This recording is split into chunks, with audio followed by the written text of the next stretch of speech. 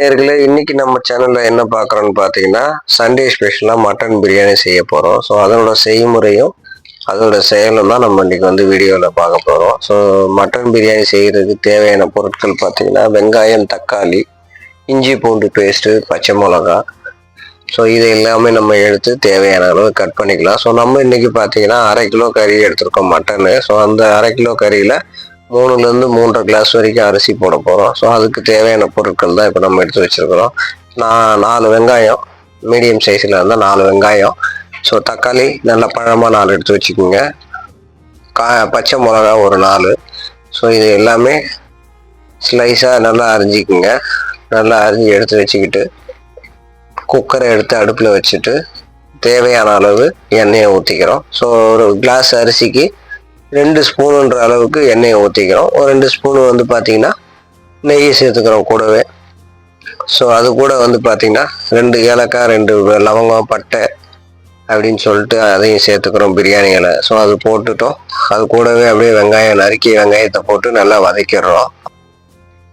நல்லா வெங்காயம் போட்டதுமே கூடவே புதினா ஒரு கைப்பிடி போட்டு நல்லா வெங்காயம் பொன்னிறம் மாற வரைக்கும் நல்லா கொஞ்சம் வதக்கிட்டு, அதுக்கப்புறமா அந்த நிறம் மாறினதுக்கப்புறமா இஞ்சி பூண்டு விழுது நல்லா ஒரு 3 டேபிள் ஸ்பூன் அளவு நல்லா போட்டோம்னா நல்லா அந்த வாசனையும் நல்லா அருமையாக இருக்கும். ஸோ அந்த கலர் மாறி அந்த வாசனை பச்சை வாசம் போகிற வரைக்கும் வதக்கிட்டு, அதுக்கப்புறமா கூடவே நறுக்கிய தக்காளியை போட்டுக்கலாம். தக்காளியை போட்டு நல்லா வதக்குனீங்கன்னா நல்லா ஜூஸ் மாதிரி ஆனதுக்கப்புறம் கொஞ்சம் கொதிக்க விட்டுட்டு கூடவே தேவையான அளவு உப்பு, மிளகாத்தூள் எல்லாமே சரியான 1 டேபிள் ஸ்பூன் போட்டால் போதும், வெறும் மிளகாத்தூள். ஸோ கொஞ்சம் மிக்சடு மிளகாத்தூளும் போட்டுக்கோங்க. கொஞ்சமாக பிரியாணி மசாலாவும் சேர்த்துருக்கேன்.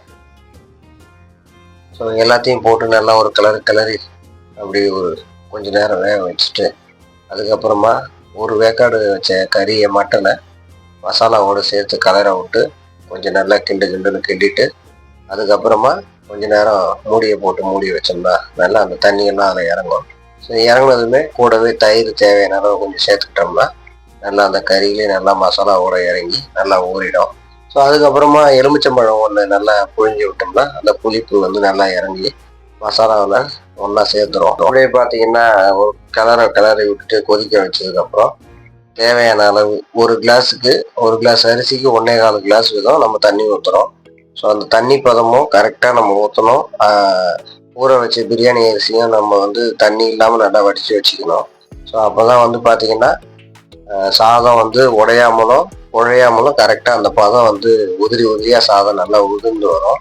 ஸோ ஒன்றோட ஒன்று ஒட்டாமல் அப்படி தனித்தனியாக வரும். நம்ம கடையில் எப்படி இருக்குமோ 100% அதே போலவே அந்த டேஸ்ட்லேயே வரும். ஸோ அதுக்கப்புறம் அரிசியை போட்டு கொஞ்சம் நேரம் கொதிக்க வச்சுட்டு நல்லா தண்ணி கொஞ்சம் இறங்கினதுக்கப்புறமா திரும்ப மூடியை போட்டு மூடி விசிலை போட்டிங்கன்னா ஒரு விசில் வர வரைக்கும் விட்டால் போதும். சாதம் நல்லா சூப்பராக வந்துடும். பாருங்கள் எவ்வளோ அருமையாக வந்திருக்குன்னு பாருங்கள். சாதம் அப்படியே உதிரியாக இருப்பாருங்க, ஒன்றோட ஒன்று ஒட்டவே இல்லை. ஸோ மட்டனும் பார்த்தீங்கன்னா நல்லா பஞ்சு மாதிரி சூப்பராக நல்லா சாஃப்டாக வெந்திருக்குது.